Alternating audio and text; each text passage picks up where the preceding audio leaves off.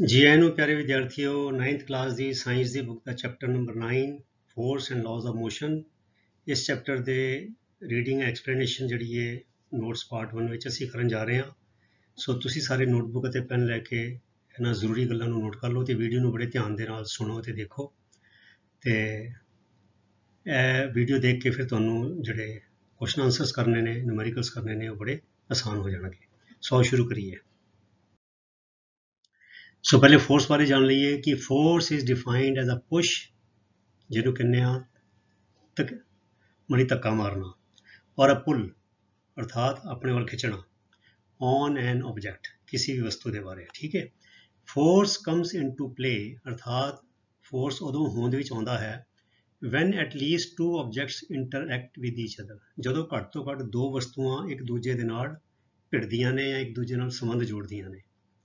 Thus, interaction of one object with another results in a force between the objects। ਅਰਥਾਤ ਦੋ ਵਸਤੂਆਂ ਦਾ ਆਪਣੇ ਵਿੱਚ ਆਪਸ ਵਿੱਚ ਸੰਬੰਧ ਜੁੜਨਾ ਹੋਣਾ ਦੇ ਨਾਲ ਉਹ ਇੱਕ ਫੋਰਸ ਨੂੰ ਹੋਂਦ ਵਿੱਚ ਲਿਆਉਂਦਾ ਹੈ ਜੋ ਉਹ ਦੋਨਾਂ ਆਬਜੈਕਟਸ ਦੇ ਵਿੱਚ ਐਗਜ਼ਿਸਟ ਕਰਦਾ ਹੈ। ਠੀਕ ਹੈ।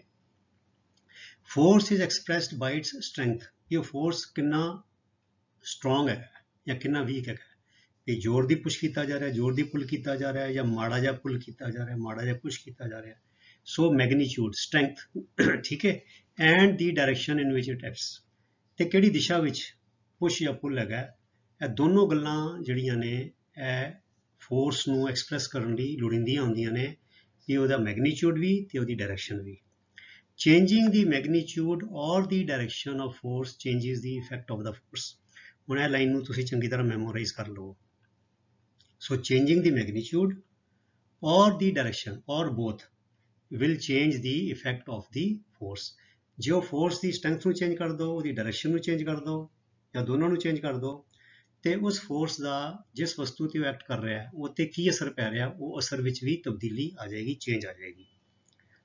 Forces applied on an object in the same direction are added. ਇਹ ਦੇਖੋ ਇਹਦੇ ਡਾਇਰੈਕਸ਼ਨ ਦੀ ਗੱਲ ਕੀਤੀ ਹੈ ਨਾ। ਨਾਰਮਲੀ ਬੱਚਿਓ ਅਸੀਂ by convention left to right ਅਸੀਂ ਪੋਜ਼ਿਟਿਵ ਲੈ ਲੈਂਦੇ ਹਾਂ ਤੇ ਰਾਈਟ ਟੂ ਲੈਫਟ ਅਸੀਂ ਨੈਗੇਟਿਵ ਲੈ ਲੈਂਦੇ ਹਾਂ। ਠੀਕ ਹੈ। So forces applied on an object in the same direction are added, and if the forces act in the opposite directions then the forces are subtracted. Opposite, ਜਿਵੇਂ ਇਹ positive integers R added ਤੇ ਇੱਕ positive ਇੱਕ negative ਹੋਏਗਾ ਤੇ ਫਿਰ ਉਹਦਾ difference ਲੈਣਾ ਪਏਗਾ। ਠੀਕ ਹੈ। An object may be acted upon by more than one force, ਇੱਕ ਆਬਜੈਕਟ ਤੇ ਇੱਕ ਤੋਂ ਵੱਧ ਫੋਰਸਿਸ ਲੱਗ ਸਕਦੇ ਨੇ, but the effect on the object, ਉਸ ਆਬਜੈਕਟ ਤੇ ਕੀ ਅਸਰ ਹੋਏਗਾ ਫੋਰਸਿਸ ਦਾ, is due to the net force acting on it. ਇਸ ਗੱਲ ਨੂੰ ਵੀ ਚੰਗੀ ਤਰ੍ਹਾਂ ਯਾਦ ਕਰ ਲਓ। ਜੋ ਫੋਰਸਿਸ ਜਿਹੜੇ ਬਹੁਤ ਸਾਰੇ ਐਕਟ ਕਰ ਰਹੇ ਨੇ ਤੇ ਉਹਨਾਂ ਕੀ ਹੋਏਗਾ ਬੱਚੋ, ਇੱਕੋ ਦਿਸ਼ਾ ਵਿੱਚ ਜਿਹੜੇ ਫੋਰਸ ਐਕਟ ਕਰ ਰਹੇ ਨੇ ਉਹਨਾਂ ਨੂੰ ਜੋੜ ਲਓ ਤੇ ਉਹਦੀ ਆਪੋਜ਼ਿਟ ਦਿਸ਼ਾ ਵਿੱਚ ਜਿਹੜੇ ਐਕਟ ਕਰ ਰਹੇ ਨੇ ਫਿਰ ਉਹਨਾਂ ਨੂੰ ਜੋੜ ਲਓ ਤੇ ਦੋਨਾਂ ਦਾ ਡਿਫਰੈਂਸ ਲੈ ਲਓ, ਉਹ ਬਣੇਗਾ ਨੈਟ ਫੋਰਸ। ਠੀਕ ਹੈ। ਹੁਣ ਦੇਖੀਏ force acting on an object, ਇਹ ਦੋ ਚੀਜ਼ਾਂ ਲਿਆ ਸਕਦਾ ਹੈ, ਇਹ A B ਜਾਂ ਦੋਨੋਂ A ਔਰ B। It may bring about a change in the shape of the object, ਉਹ ਉਸ ਆਬਜੈਕਟ ਦਾ ਆਕਾਰ ਬਦਲ ਸਕਦਾ ਹੈ। ਜਿਵੇਂ ਸਪਰਿੰਗ ਮੈਂ ਖਿੱਚਿਆ ਤੇ ਲੰਬਾ ਹੋ ਗਿਆ, ਉਹਨੂੰ ਸਪਰਿੰਗ ਨੂੰ ਦਬਾਇਆ ਤੇ ਛੋਟਾ ਹੋ ਗਿਆ। ਰਬੜ ਦੀ ਬਾਲ ਨੂੰ ਵੀ ਜੇ ਮੈਂ ਫਿਆਂ ਤੇ ਉਹ ਹੋਰ ਤਰ੍ਹਾਂ ਹੋ ਗਈ, ਜੇ ਉਹਨੂੰ ਖਿੱਚਿਆ ਤੇ ਹੋਰ ਤਰ੍ਹਾਂ ਹੋ ਗਈ। ਸਪੌਂਜ ਜਿਹੜੀ ਹੈ ਜਿੰਨਾ ਅਸੀਂ ਪਾਣੀ ਸੋਖਦੇ ਹਾਂ ਉਹਦੀ ਸ਼ੇਪ ਨੂੰ ਵੀ ਅਸੀਂ ਉਹਨੂੰ ਖਿੱਚ ਕੇ ਜਾਂ ਦੱਬ ਕੇ ਉਹਦੀ ਸ਼ੇਪ ਬਦਲ ਸਕਦੇ ਹਾਂ। ਠੀਕ ਹੈ। So force may bring about a change in the shape of the object. It may cause a change in the state of motion, ਉਹਦਾ ਸਟੇਟ ਆਫ ਮੋਸ਼ਨ ਚੇਂਜ ਕਰ ਸਕਦਾ ਹੈ। ਕਿੱਦਾਂ? ਚੇਂਜ ਇਨ ਸਪੀਡ, ਉਹਦੀ ਸਪੀਡ ਨੂੰ ਬਦਲ ਸਕਦਾ ਹੈ, ਬੜੀ ਜ਼ਿਆਦਾ ਨੂੰ ਘਟਾ ਸਕਦਾ ਹੈ, ਘਟਾ ਕੇ ਘਟੀ ਹੋਈ ਸਪੀਡ ਨੂੰ ਵਧਾ ਸਕਦਾ ਹੈ ਫੋਰਸ ਲਗਾ ਕੇ। ਹੁਣ ਜਿੱਦਾਂ ਕੋਈ ਚੀਜ਼ ਰਿੜਦੀ ਪਈ ਹੈ ਤੇ ਮੈਨੂੰ ਧੱਕਾ ਮਾਰਾਂ, ਉਹ ਜ਼ਿਆਦਾ ਸਪੀਡ ਨਾਲ ਰਿੜਨ ਲੱਗ ਜਾਏਗੀ, ਤੇ ਜੇ ਕੋਈ ਰਿੜਦੀ ਪਈ ਹੈ ਮੈਂ ਉਹਨੂੰ ਖਿੱਚਣਾ ਸ਼ੁਰੂ ਕਰਦਾ ਪੁੱਠੇ ਪਾਸੇ ਤੇ ਉਹਦੀ ਸਪੀਡ ਹੌਲੀ ਹੋ ਜਾਏਗੀ। ਠੀਕ ਹੈ ਨਾ। ਸੋ ਚੇਂਜ ਇਨ ਸਪੀਡ ਔਰ ਡਾਇਰੈਕਸ਼ਨ ਆਫ ਮੋਸ਼ਨ, ਉਹਦੀ ਡਾਇਰੈਕਸ਼ਨ ਦਿਸ਼ਾ ਵੀ ਚੇਂਜ ਕਰ ਸਕਦੀ। ਜਿੱਦਾਂ ਮੈਂ ਸਟੀਅਰਿੰਗ ਦੇ ਨਾਲ ਫੋਰਸ ਲਗਾਉਣਾ ਤੇ ਮੇਰੀ ਗੱਡੀ ਦੀ ਜਿਹੜੀ ਦਿਸ਼ਾ ਹੈ ਤੁਰਨ ਦੀ, ਉਹਦੀ ਜਿਸ ਪਾਸੇ ਜਾ ਰਹੀ ਉਹ ਬਦਲ ਜਾਂਦੀ ਹੈ। So it may cause both A and B, ਉਹ ਸ਼ੇਪ ਵੀ ਚੇਂਜ ਕਰ ਸਕਦਾ ਫੋਰਸ ਤੇ ਸਟੇਟ ਆਫ ਮੋਸ਼ਨ ਵੀ ਚੇਂਜ ਕਰ ਸਕਦਾ ਹੈ। ਹੁਣ ਦੇਖੋ ਪੁੱਲ ਔਰ ਪੁਸ਼ ਨੂੰ ਸਮਝ ਲਈਏ। The pull is a form of a force of attraction, ਅਰਥਾਤ ਪੁੱਲ ਦਾ ਮਤਲਬ ਹੈ ਆਬਜੈਕਟ ਜਿਹੜਾ ਹੈ ਦੂਜੇ ਆਬਜੈਕਟ ਨੂੰ ਆਪਣੇ ਵੱਲ ਖਿੱਚ ਰਿਹਾ। ਇਹਨਾਂ pull objects move close to each other, ਆਪਣੇ ਵੱਲ ਨੇੜੇ ਹੁੰਦੇ ਨੇ। For example pulling out a bucket of water from a well, ਖੂਹ ਵਿੱਚੋਂ ਮੈਂ ਜੇ ਪਾਣੀ ਦੀ ਭਰੀ ਹੋਈ ਬਾਲਟੀ ਉੱਪਰ ਨੂੰ ਖਿੱਚਦਾ ਲੱਜ ਲਾ ਕੇ, ਤੇ ਉਹ ਬਾਲਟੀ ਮੇਰੇ ਨੇੜੇ ਆ ਰਹੀ ਹੈ, so it's a pulling force. And pulling a trolley ਔਰ ਅ ਵੀਲਡ ਲੋਡ, ਮਤਲਬ ਕਿ ਦੂਰ ਕਿਤੇ ਕੋਈ ਰੇਹੜੀ ਹੈਗੀ ਹੈ, ਉਹ 'ਤੇ ਸਮਾਨ ਹੈ, ਤੇ ਮੈਂ ਰੱਸੀ ਬੰਨ੍ਹ ਕੇ ਉਹਨੂੰ ਖਿੱਚਾਂ ਆਪਣੇ ਵੱਲ, ਤੇ ਉਹ ਰੇਹੜੀ ਵੀ ਮੇਰੇ ਨੇੜੇ ਆਈ ਜਾਏਗੀ। ਜਾਂ ਜਿਵੇਂ ਜਿਵੇਂ ਮੈਂ ਜਾਂਦਾ ਤੇ ਆਪਣੀ ਟਰੋਲੀ ਸੂਟਕੇਸ ਦੀ ਮੈਂ ਰੇੜਦਾ, ਤੇ ਮੈਂ ਉੱਧਰ ਜਾਣਾ, ਜਿਹੜੀ ਟਰੋਲੀ ਉਹ ਵੀ ਮੇਰੇ ਪਿੱਛੇ ਪਿੱਛੇ ਆਈ ਜਾਂਦੀ ਹੈ। So it's a pulling force. ਜਿੱਦਾਂ ਇਹ ਡੱਬਾ ਹੈਗਾ, ਪੇਟੀ ਹੈਗੀ, ਕੋਈ ਟਰੰਕ ਹੈਗਾ, ਤੇ ਪੁਲਿੰਗ ਮੈਨੇ ਇਹ ਆਬਜੈਕਟ ਜਿਹੜਾ ਇੱਥੇ ਹੈਗਾ, ਬੰਦਾ ਖੜਾ ਹੈ ਜਾਂ ਕੋਈ ਹੈ ਨਾ, ਕੋਈ ਮਸ਼ੀਨ ਹੈਗੀ, ਕੁਝ ਵੀ ਹੈਗਾ, ਉਹ ਪੁੱਲ ਆਪਣੇ ਵੱਲ ਖਿੱਚ ਰਿਹਾ। ਤੇ ਫ੍ਰਿਕਸ਼ਨ ਜਿਹੜਾ ਬੱਚਿਓ, ਉਹ ਜ਼ਮੀਨ ਦੇ ਨਾਲ, ਕਿਉਂਕਿ ਇਹ ਚੀਜ਼ ਫਰਸ਼ ਦੇ ਉੱਤੇ ਪਈ ਹੈ, ਤਾਂ ਫਰਸ਼ ਦੇ ਵਿੱਚ ਤੇ ਇਹਦੇ ਵਿੱਚ ਜਿਹੜਾ ਫ੍ਰਿਕਸ਼ਨ ਹੈਗਾ, ਸੋ ਫ੍ਰਿਕਸ਼ਨ ਹਮੇਸ਼ਾ ਆਪੋਜ਼ਿਟ ਡਾਇਰੈਕਸ਼ਨ ਵਿੱਚ ਹੁੰਦਾ ਹੈ। ਦੀ force of friction always ਅਪੋਜ਼ਿਸ the relative motion between the to forces of, ਔਰ it ਅਪੋਜ਼ਿਸ the force causing the motion, ਕਿਉਂਕਿ ਪੁੱਲ ਜਿਹੜਾ ਹੈਗਾ ਇਹ ਮੋਸ਼ਨ ਨੂੰ ਕਾਜ਼ ਕਰ ਰਿਹਾ ਹੈ, ਤੇ ਫ੍ਰਿਕਸ਼ਨ ਇਹਨੂੰ ਅਪੋਜ਼ ਕਰੇਗਾ, ਇਹਦਾ ਵਿਰੋਧ ਕਰੇਗਾ। ਹੁਣ ਬੱਚਿਓ ਜੇ ਮੰਨ ਲਓ ਇਹ ਜਿੰਨਾ ਪੁੱਲ ਹੈ, ਮਤਲਬ ਜਿੰਨਾ ਫ੍ਰਿਕਸ਼ਨ ਹੈ, ਜੇ ਪੁੱਲ ਉਨਾ ਹੀ ਰਵੇ ਜਾਂ ਉਹ ਤੋਂ ਘੱਟ ਰਵੇ, ਤੇ ਫਿਰ ਕੀ ਹੋਏਗਾ ਬੱਚਿਓ, ਇਹ ਜਿਹੜਾ ਮਤਲਬ ਕਿ ਇਹ ਪੁੱਲ ਫ੍ਰਿਕਸ਼ਨ ਜਿੰਨੇ ਰਹੇਗਾ ਤੇ ਦੋਨੋਂ ਕੈਂਸਲ ਕਰਨਗੇ, ਤੇ ਇਹ ਮੂਵ ਨਹੀਂ ਕਰੇਗਾ। ਪਰ ਜੇ ਪੁੱਲ ਜਿਹੜਾ ਹੈ ਇਹ ਫ੍ਰਿਕਸ਼ਨ ਤੋਂ ਜ਼ਿਆਦਾ ਹੋ ਜਾਵੇ, ਤੇ ਫਿਰ ਨੈਟ ਫੋਰਸ ਜਿਹੜਾ ਹੈ ਪੁੱਲ ਦੀ ਡਾਇਰੈਕਸ਼ਨ 'ਚ ਆ ਜਾਏਗਾ, ਤੇ ਇਹ ਡੱਬਾ ਸੱਜੇ ਪਾਸੇ ਨੂੰ ਮੂਵ ਕਰਨਾ ਸ਼ੁਰੂ ਕਰ ਦੇਗਾ। ਠੀਕ ਹੈ, ਇਹਨੂੰ ਕਹਿੰਦੇ ਨੈਟ ਫੋਰਸ। ਅਰਥਾਤ ਜਿੰਨਾ ਪੁੱਲ ਇੱਥੇ ਲੱਗ ਰਿਹਾ ਹੈ, ਉਹਦੇ 'ਚੋਂ ਫ੍ਰਿਕਸ਼ਨ ਨੂੰ ਘਟਾਉਣਾ ਪਏਗਾ, ਤੇ ਪੁੱਲ ਜ਼ਿਆਦਾ ਹੋਏਗਾ ਫ੍ਰਿਕਸ਼ਨ ਤੋਂ, ਤਾਂ ਹੀ ਜਿਹੜਾ ਇਹ ਬਾਕਸ ਹੈਗਾ ਸੱਜੇ ਪਾਸੇ ਮੂਵ ਕਰੇਗਾ। ਹੁਣ ਪੁਸ਼ ਦੇਖ ਲਈਏ। The push is a form of a force of repulsion. Repulse ਹੁੰਦਾ ਹੈ ਬੱਚਿਓ ਪਰੇ ਸੁੱਟਣਾ, ਵੀ ਪਰੇ ਨੂੰ ਜਾ, ਦੂਰ ਵਾਲੇ ਪਾਸੇ। So the push is a form of a force of repulsion. In a push objects move away from each other, ਜਿਹੜੇ ਵਸਤੂਆਂ ਨੇ ਇੱਕ ਦੂਜੇ ਤੋਂ ਪਰੇ ਜਾਂਦੀਆਂ ਨੇ। For example pushing away a heavy box lying on the floor, ਫਰਸ਼ ਦੇ ਉੱਤੇ ਕੋਈ ਪੇਟੀ ਪਈ ਹੈ, ਕੋਈ ਟਰੰਕ ਪਿਆ, ਤੇ ਮੈਂ ਉਹਨੂੰ ਧੱਕਾ ਲਾ ਰਿਹਾ, ਠੀਕ ਹੈ। And ਪੁਸ਼ਿੰਗ one self up as in push-ups, ਤੇ ਪੁਸ਼ਅਪ ਨੇ ਡੰਡ ਕੱਢਣੇ, ਜਦੋਂ ਮੈਂ ਥੱਲੇ ਢਿੱਡ ਭਰ ਲੰਮਾ ਪਿਆ, ਤੇ ਹੱਥਾਂ ਦੀ ਤਲੀਆਂ ਰੱਖ ਕੇ ਫਿਰ ਮੈਂ ਕੀ ਕਰਦਾ, ਮੈਂ ਆਪਣਾ ਫਰਸ਼ ਤੋਂ ਆਪਣੇ ਆਪ ਨੂੰ, ਆਪਣੇ ਧੜ ਨੂੰ ਉੱਪਰ ਨੂੰ ਚੱਕਦਾ। ਸੋ ਮੈਂ ਪੁਸ਼ਿੰਗ, ਆਪਣੇ ਨੂੰ ਪੁਸ਼ ਕਰ ਰਿਹਾ, ਪੁਸ਼ਅਪਸ, ਠੀਕ ਹੈ। ਹੁਣ ਦੇਖੋ ਪੁਸ਼ ਜਿਹੜਾ ਬੱਚੇ ਦੇਖੋ ਡੱਬੇ ਨੂੰ ਪਰੇ ਨੂੰ ਖਿੱਚ ਰਿਹਾ, ਇਹ ਆਬਜੈਕਟ ਜਿਹੜਾ ਬੰਦਾ ਵੀ ਹੋ ਸਕਦਾ, ਕੋਈ ਚੀਜ਼ ਹੋ ਸਕਦੀ ਹੈ। ਸੋ ਡੱਬੇ ਨੂੰ ਪਰੇ ਖਿੱਚ ਰਹੀ ਹੈ, ਕਿਉਂਕਿ ਹੁਣ ਪੁਸ਼ ਇਸ ਪਾਸੇ ਹੈਗਾ, ਤੇ ਫ੍ਰਿਕਸ਼ਨ ਦੀ ਡਾਇਰੈਕਸ਼ਨ ਚੇਂਜ ਹੋ ਗਈ, ਹੁਣ ਫ੍ਰਿਕਸ਼ਨ ਇਸ ਪਾਸੇ ਨੂੰ ਹੋਏਗਾ। ਤੇ ਜੇ ਡੱਬੇ ਨੂੰ, ਪੇਟੀ ਨੂੰ, ਟਰੰਕ ਨੂੰ ਮੂਵ ਕਰਨਾ ਹੈ, ਤੇ ਜਿਹੜਾ ਪੁਸ਼ ਦਾ ਜਿਹੜਾ ਅਮਾਊਂਟ ਹੈ, ਮੈਗਨੀਚਿਊਡ ਹੈਗਾ, ਉਹ ਫ੍ਰਿਕਸ਼ਨ ਤੋਂ ਜ਼ਿਆਦਾ ਹੋਣਾ ਚਾਹੀਦਾ। ਇੱਕ ਐਗਜ਼ਾਮਪਲ ਲੈ ਲਈ, ਇੱਕ ਨਿਆਣਾ, ਕੋਈ ਜਵਾਕ ਜਿਹੜਾ ਜਾਂ ਬੱਚਾ, ਉਹ ਟਰੰਕ ਨੂੰ ਪੁਸ਼ ਕਰਦਾ, ਤੇ ਉਹ ਟਰੰਕ ਨਹੀਂ ਹਿਲਦਾ, ਕਿਉਂਕਿ ਨਿਆਣਾ ਜਿਹੜਾ ਪੁਸ਼ ਲਗਾ ਰਿਹਾ ਹੈ, ਉਹ ਫ੍ਰਿਕਸ਼ਨ ਤੋਂ ਘੱਟ ਹੈਗਾ, ਠੀਕ ਹੈ, ਜਾਂ ਫ੍ਰਿਕਸ਼ਨ ਨੂੰ ਕ੍ਰਾਸ ਨਹੀਂ ਕਰ ਪਾ ਰਿਹਾ। ਤੇ ਹੁਣ ਕੋਈ ਵੱਡਾ ਬੰਦਾ ਤਗੜਾ ਆਉਂਦਾ, ਉਹ ਧੱਕਾ ਮਾਰਦਾ, ਤੇ ਉਹ ਕੀ ਹੋਏਗਾ, ਉਹ ਫ੍ਰਿਕਸ਼ਨ ਤੋਂ ਜ਼ਿਆਦਾ ਪੁਸ਼ ਕਰੇਗਾ, ਤੇ ਫ੍ਰਿਕਸ਼ਨ ਤੇ ਪੁਸ਼ ਮਾਈਨਸ ਫ੍ਰਿਕਸ਼ਨ ਪੋਜ਼ਿਟਿਵ ਆ ਜਾਏਗਾ, ਤੇ ਇਹ ਇੱਧਰ ਨੂੰ ਜਾਏਗਾ। ਪੋਜ਼ਿਟਿਵ ਇਨ ਦਾ ਸੈਂਸ ਕਿ ਮਤਲਬ ਕਿ ਪੁਸ਼ ਜਿਹੜਾ ਫ੍ਰਿਕਸ਼ਨ ਤੋਂ ਜ਼ਿਆਦਾ ਹੋ ਜਾਏਗਾ, ਸੋ ਨੈਟ ਫੋਰਸ ਜਿਹੜਾ ਹੋਏਗਾ ਇਨ ਦੀ ਡਾਇਰੈਕਸ਼ਨ ਆਫ ਪੁਸ਼ ਹੋਏਗਾ, ਤੇ ਡੱਬਾ ਮੂਵ ਕਰੇਗਾ, ਠੀਕ ਹੈ। ਹੁਣ ਆ ਗਿਆ ਬੱਚੋ balance forces. Forces which do not change the state of rest or of motion of an object are called balance forces. ਇਹ ਪੰਕਤੀਆਂ ਨੂੰ ਯਾਦ ਕਰ ਲਓ, ਚੰਗੀ ਤਰ੍ਹਾਂ ਕੰਠ ਕਰ ਲਓ, ਠੀਕ ਹੈ। It is because, ਇਹਦਾ ਕਿਉਂ ਹੈ? It is because the various forces acting on the object cancel out, ਉਹ cancel, ਮਤਲਬ ਕਿ ਜਿਹਦਾ +2 ਔਰ -2 cancel ਹੋ ਜਾਂਦੇ ਨੇ, 0 ਆ ਜਾਂਦਾ, ਸੋ cancel out ਹੋ ਜਾਂਦੇ ਨੇ, and there is no net force to cause the change of state of rest or change of state of motion. ਹੁਣ ਬੱਚੋ ਇੱਕ ਫੋਰਸ ਹੈ, ਇੱਕ ਡੱਬਾ ਹੈਗਾ, ਟਰੰਕ ਹੈਗਾ, ਪੇਟੀ ਹੈਗੀ ਹੈ, ਤੇ ਫੋਰਸ F1 ਲੱਗ ਰਿਹਾ ਖੱਬੇ ਤੋਂ ਸੱਜੇ, ਤੇ ਉਹਦਾ ਮੈਗਨੀਚਿਊਡ ਹੈਗਾ 3 ਨਿਊਟਨ, ਤੇ ਫੋਰਸ ਸੱਜੇ ਤੋਂ ਖੱਬੇ ਲੱਗ ਰਿਹਾ F2, ਉਹਦਾ ਵੀ ਜਿਹੜਾ ਮੈਗਨੀਚਿਊਡ ਹੈ 3 ਨਿਊਟਨ ਹੈਗਾ।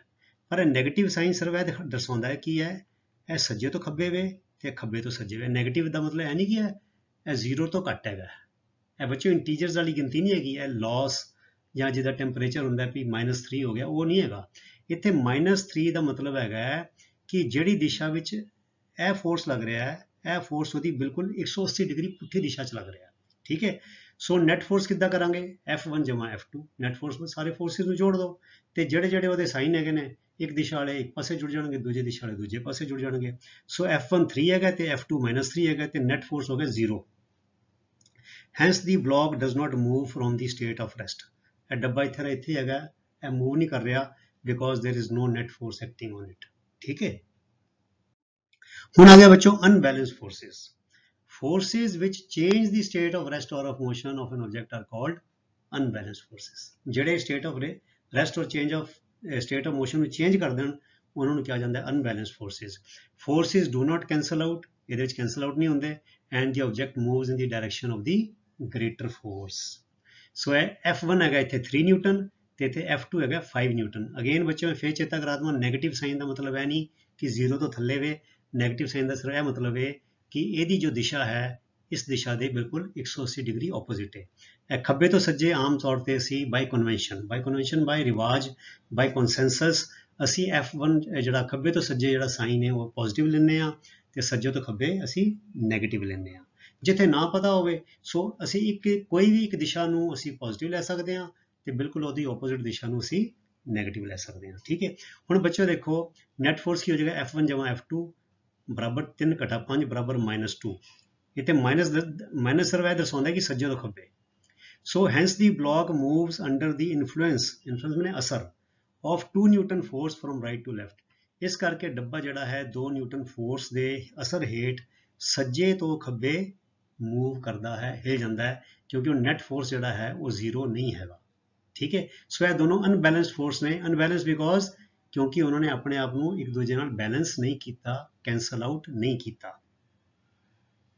ਸੋ ਇਸ ਵੀਡੀਓ ਦੀ ਆਖਰੀ ਸਲਾਈਡ ਬੱਚੋ ਬੜੀ ਇੰਪੋਰਟੈਂਟ ਗੱਲ ਇਹ ਤੁਸੀਂ ਧਿਆਨ ਰੱਖਣੀ ਹੈ ਕਿ ਦੋ an unbalanced force is needed to change the state of rest or of motion. ਅਸੀਂ ਉਹਨੇ ਕਿਹਾ ਕਿ ਅਨਬੈਲੈਂਸਡ ਫੋਰਸ ਜਿਹੜਾ ਹੈ ਦੇ bring about the state of change rest or of motion, but no unbalanced force is required to maintain a uniform state of motion. Uniform motion ਕਿਹੜਾ ਹੁੰਦਾ ਬੱਚਿਓ, ਜਿਹਦੇ ਵਿੱਚ there is no change in speed or direction. ਇੱਕੋ speed ਇੱਕੋ direction ਲਗਾਤਾਰ ਚੱਲੀ ਜਾਵੇ ਤੇ ਉਹਨੂੰ ਕਹਿੰਦੇ uniform motion. An object moves with a uniform velocity when the forces pushing force and frictional force acting on the object are balanced and there is no net external force on it. ਹੁਣ ਬੱਚਾ ਜਿੱਦਾਂ ਮੰਨ ਲਓ ਕਾਰ ਚੱਲ ਰਹੀ ਹੈ 40 kilometre ਪ੍ਰਤੀ ਘੰਟਾ, 40 ਕਿਲੋਮੀਟਰ ਲਗਾਤਾਰ 40 ਕਿਲੋਮੀਟਰ ਚੱਲ ਰਹੀ ਹੈ, ਇਹਦਾ ਮਤਲਬ ਪਤਾ ਕਿ ਨੈਟ ਫੋਰਸ 0 ਹੈ. ਕਿਉਂ ਨੈਟ ਫੋਰਸ 0 ਹੈ? ਅਰਥਾਤ ਜਿੰਨਾ ਫੋਰਸ ਇੰਜਨ ਲਗਾ ਰਿਹਾ ਹੈ ਉਨਾ ਹੀ ਫੋਰਸ ਫ੍ਰਿਕਸ਼ਨ ਲੱਗ ਰਿਹਾ. ਸੋ ਨੈਟ ਫੋਰਸ ਜਿਹੜਾ ਹੈ ਉਹ 0 ਹੈਗਾ ਤੇ ਤਾਂ ਹੀ ਉਹ ਯੂਨੀਫਾਰਮ ਮੋਸ਼ਨ, ਅਰਥਾਤ 40 ਕਿਲੋਮੀਟਰ ਉਹਨੂੰ ਪਿਛਲੇ ਧੱਕਾ ਲੱਗਿਆ ਤਾਂ 40 ਕਿਲੋਮੀਟਰ ਤੇ ਚੱਲੀ, ਮਤਲਬ ਕਿ ਧੱਕਾ ਜਿਹੜੇ ਇੰਜਨ ਨੇ ਪੁਸ਼ ਕੀਤਾ 40 ਕਿਲੋਮੀਟਰ ਤੇ ਉਸ ਤੋਂ ਬਾਅਦ ਫੋਰਸ ਨੇ ਇੰਜਨ ਨੇ ਉਨਾ ਹੀ ਰੱਖਿਆ ਜਿੰਨਾ ਫ੍ਰਿਕਸ਼ਨ ਹੈ ਤੇ ਉਹਨੂੰ ਕਾਊਂਟਰ ਕਰਦਾ ਪਿਆ. ਸੋ ਨੈਟ ਫੋਰਸ 0 ਹੋ ਗਿਆ ਤੇ ਹੁਣ 40 ਕਿਲੋਮੀਟਰ ਪ੍ਰਤੀ ਘੰਟਾ ਤੇ ਚੱਲਦੀ ਪਈ ਹੈ. So it is an unbalanced force.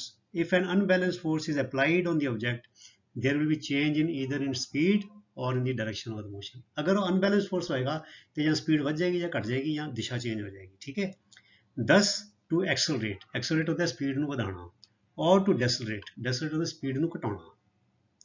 To accelerate or to decelerate the motion of N object N unbalanced force is required. ਇਹ ਲਾਈਨ ਵੀ ਕੰਟ ਕਰ ਲਓ. ਇਹ ਨਿੱਕੀ ਗੱਲਾਂ ਬੱਚਿਓ ਮੈਂ ਸਾਰੀਆਂ ਵੈਸੇ ਨੋਟਸ ਵਾਧੂ ਨਹੀਂ ਲਿਖੇ, ਸਾਰੀਆਂ ਗੱਲਾਂ ਯਾਦ ਕਰਨ ਵਾਲੀਆਂ ਹੀ ਲਿਖੀਆਂ ਨੇ ਜਿਹੜੀਆਂ ਕਿ ਤੁਸੀਂ ਆਬਜੈਕਟਿਵ ਟਾਈਪ ਆਨਸਰਸ ਨੇ ਜਾਂ ਹੋਰ ਸ਼ਾਰਟ ਟਾਈਪ ਆਨਸਰਸ ਨੇ ਉਹਨਾਂ 'ਚ ਲਿਖਣ ਦੀ ਲੋੜ ਪੈ ਸਕਦੀ ਹੈ ਜਾਂ ਨੂਮੈਰੀਕਲਸ ਨੂੰ ਸੋਲਵ ਕਰਨ ਲਈ ਵੀ ਇਹ ਚੀਜ਼ਾਂ ਸਹਾਇਤਾ ਤੁਹਾਡੀਆਂ ਕਰਨਗੀਆਂ.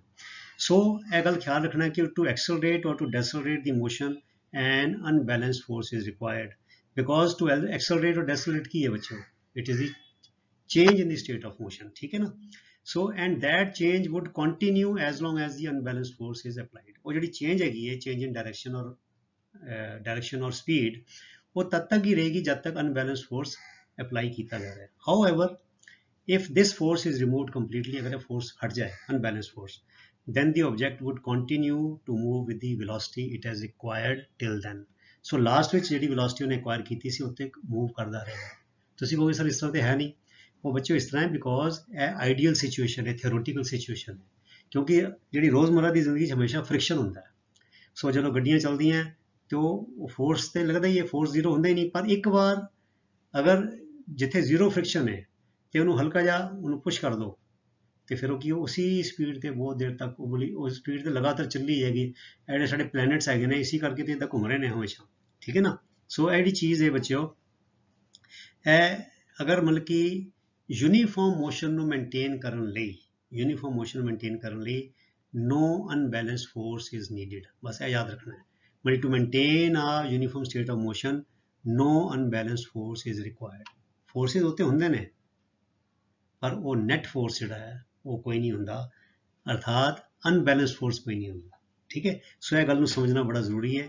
ਇਹ ਚੀਜ਼ ਨੂੰ ਹੋ ਸਕਦਾ ਤੁਹਾਨੂੰ 2-3 ਵਾਰ ਬਾਰ-ਬਾਰ ਪੜ੍ਹਨਾ ਪਵੇ, ਸੁਣਨਾ ਪਵੇ, ਦਿਮਾਗ ਤੁਹਾਨੂੰ ਚੇਤਾ ਰੱਖਣਾ ਪਵੇ, ਪਰ ਤੁਸੀਂ ਇਹ ਗੱਲਾਂ ਨੂੰ ਜਿਹੜੀਆਂ ਨੇ, ਇਹ ਕੁਛ ਜਿਹੜੀਆਂ ਪੰਕਤੀਆਂ ਜਿੱਥੇ ਬਾਰ-ਬਾਰ ਮੈਂ ਤੁਹਾਨੂੰ ਕਿਹਾ ਕਿ ਇਹ ਲਾਈਨ ਨੂੰ ਮੈਮੋਰਾਈਜ਼ ਕਰ ਲਓ, ਇਸ ਲਾਈਨ ਨੂੰ ਮੈਮੋਰਾਈਜ਼ ਕਰ ਲਓ, ਕੰਠ ਕਰ ਲਓ, ਉਹ ਤੁਸੀਂ ਕਰ ਲਓ ਜਾਂ ਅਲੱਗ ਆਪਣੀ ਨੋਟਬੁੱਕ ਤੇ ਇਹ ਗੱਲਾਂ ਨੂੰ ਨੋਟ ਕਰ ਲਓ। ਸੋ ਐਸੀ ਪਿਆਰੇ ਵਿਦਿਆਰਥੀਓ, ਇਸ ਲੈਸਨ ਦਾ ਨੋਟਸ ਪਾਰਟ 1 ਤੇ ਆਉਣ ਵਾਲੀ ਵੀਡੀਓਜ਼ ਵਿੱਚ ਇਸ ਲੈਸਨ ਦੀਆਂ ਜਿਹੜੇ ਅਗਲੇ ਪਾਰਟਸ ਹੈਗੇ ਨੇ, ਲਾਜ਼ of motion, first law, second law, third law ਕਰਾਂਗੇ।